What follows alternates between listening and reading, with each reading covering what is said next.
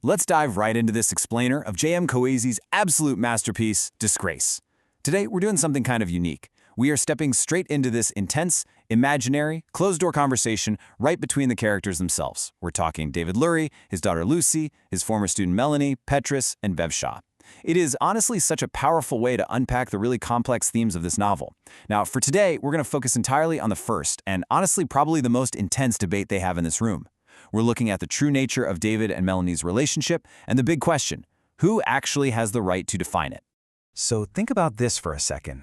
What if losing your reputation doesn't actually mean you understand why you lost it? It's a pretty provocative question, right?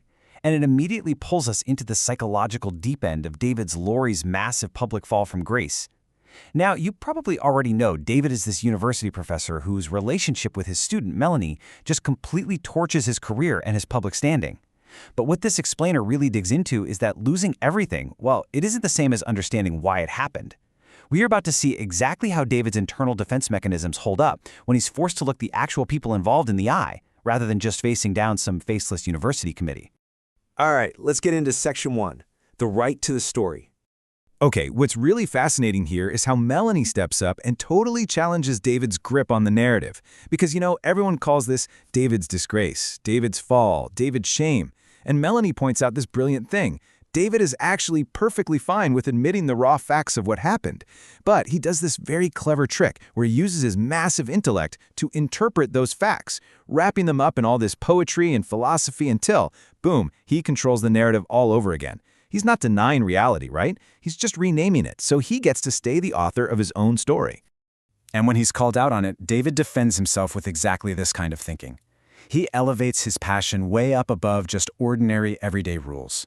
By framing his desire as this totally uncontrollable force, something that just arrives without asking permission, he makes his appetite sound almost, tragic and noble.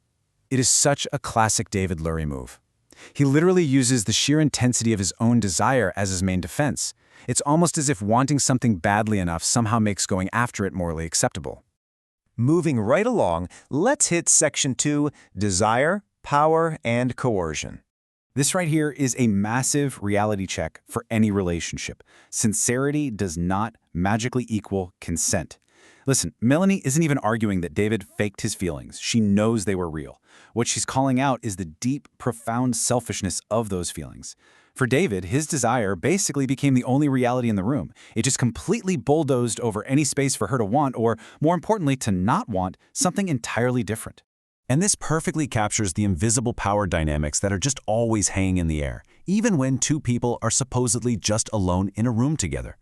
See, David tries to spin this whole thing as just a man and a woman getting swept up in a moment of passion. But Petrus jumps in and points out that these titles, professor, student, older, younger, man, woman, they don't just vanish into thin air. They carry real heavy weight. Pretending that those factors don't matter, well, that's a super convenient luxury, and it usually only belongs to the person who holds all the power. Petrus just cuts straight to the core of what coercion actually looks like.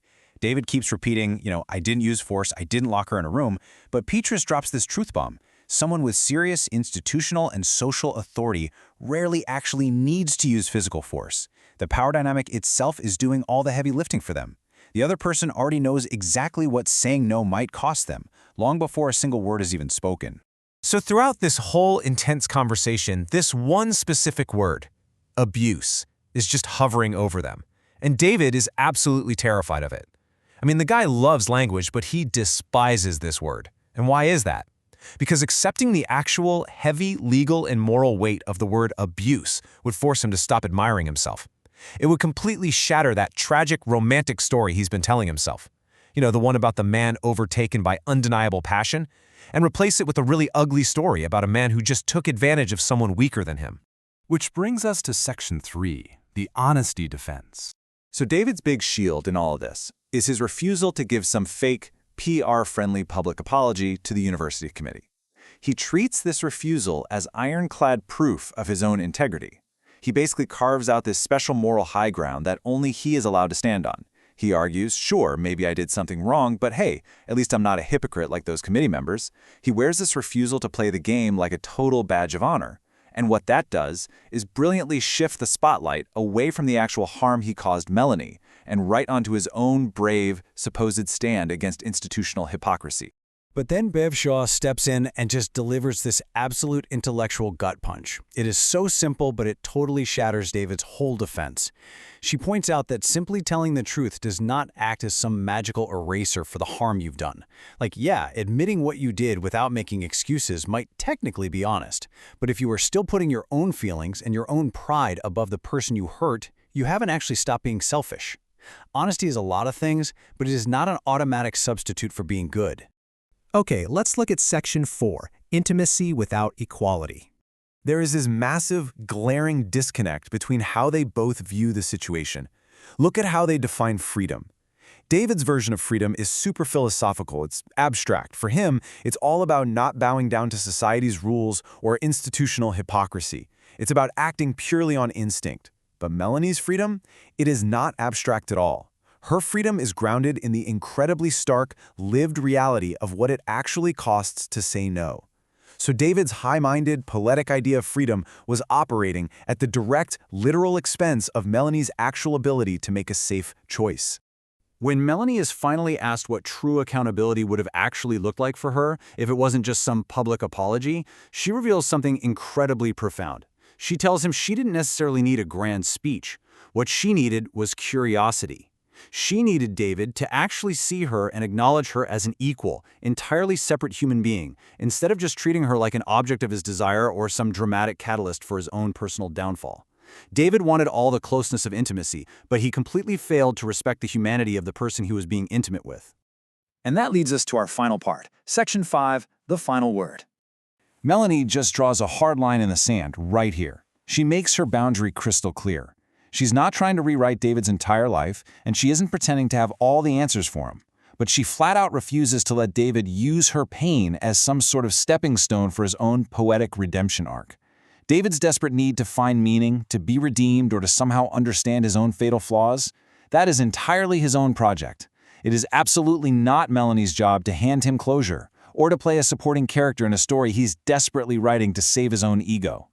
And that really leaves us with this heavy, profound final thought to chew on. This whole debate in the room basically strips David of his control over the narrative. He no longer gets to dictate what happened. So if a person loses control of their own story, what is the actual point of public disgrace? Is public shame just a blunt tool for society to enforce its rules? Or is losing total control over your own narrative the absolute mandatory prerequisite for genuine change? I mean, can a person ever truly become better without getting to feel innocent again? Now, since we only had time to unpack the first intense debate today, and trust me, there is so much more to dig into regarding Lucy, Petrus, and those incredibly symbolic dogs, you really need to check out the rest of this gripping imaginary conversation.